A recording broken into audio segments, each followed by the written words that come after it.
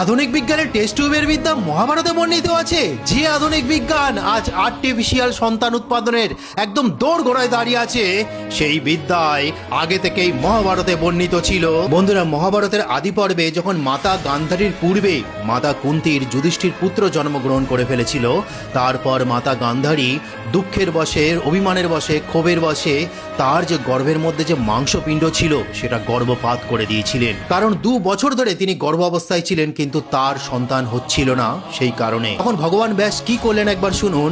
ভগবান ব্যাস যোগ দৃষ্টিতে সব জানতে পেরে সেখানে এসে বললেন, পুত্রী তুমি কি কাজ করছো? গান্ধারী ব্যাসদেবকে সব কথা জানিয়ে বললেন, ভগবান আপনার আশীর্বাদে আমি আগে গর্ভধারণ করলেও কুন্তির পুত্র প্রথমে ভূমিষ্ঠ হয়েছে। 2 বছর গর্ভধারণ করার পর 100 পুত্রের পরিবর্তে এই মাংসপিণ্ডটি ভূমিষ্ঠ হয়েছে। এ কি হলো ভগবান? ব্যাসদেব বললেন, আমার বর কখনো মিথ্যা হবে না, আমি পরিহাস করেও কখনো মিথ্যা কথা বলি না। এখন তুমি শীঘ্র 100টি কুণ্ড ঘি দিয়ে পূর্ণ করো এবং সুরক্ষিত স্থানে সেগুলোকে রাখার ব্যবস্থা করো, এবং সেই মাংসপিণ্ডে ঠান্ডা ঠান্ডা জল ছেটাও।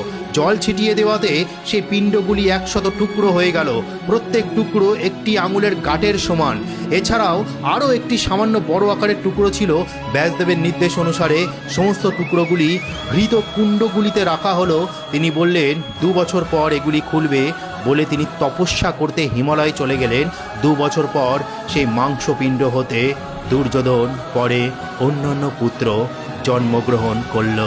এইবার আজকের বিজ্ঞান কি বলছে দেখুন। আজকের বিজ্ঞান বলছে টেস্ট টিউব শিশু সম্পর্কিত যে গর্ভের বাইরেও ভ্রূণ তৈরি করা সম্ভব, যেটা ভগবান ব্যাস মাতা গান্ধারীর ভ্রূণ ব্যবহার করেছিলেন। দ্বিতীয়, একটি ভ্রূণ থেকে একাধিক সন্তান তৈরি করা সম্ভব, যেখানে ব্যাসদেব 100টি এক টুকরো করে তার সন্তান উৎপাদন করেছিলেন, যেখানে আমরা আজ দেখতে পাই যমজ বাচ্চা। তৃতীয়, গর্ভের বাইরে ভ্রূণকে সযত্নে পরিবেশে লালন পালন করা যায়, যেটি ভগবান ব্যাস কলসি পাত্রের মধ্যে করেছিলেন, যেটা আজ বিজ্ঞান করে। চতুর্থ, কৃত্রিম গর্ভপাত্রে ভ্রূণ বড় করার পরীক্ষা নিরীক্ষা চলছে। বন্ধুরা, খুব শিগগিরই হয়তো আমরা জানতে পারবো যে আর্টিফিশিয়াল একটি পাত্রের মধ্যে ভ্রূণ বড় হচ্ছে, ধীরে ধীরে সন্তানে পরিণত হচ্ছে, যেটি মহাভারতে ভগবান ব্যাস সেই একই কার্য করেছিল কলসি পাত্রের মধ্যে। পঞ্চম, বিজ্ঞান এই প্রসেসে চলছে, যেটা আইভিএফ প্রসেস, যেখানে ভ্রূণকে আবার মাতার গর্ভে প্রবেশ করিয়ে সন্তান উৎপাদনের পদ্ধতি চালিয়ে যাচ্ছে। তাহলে এখান থেকে প্রমাণিত হয়ে গেল যে প্রায়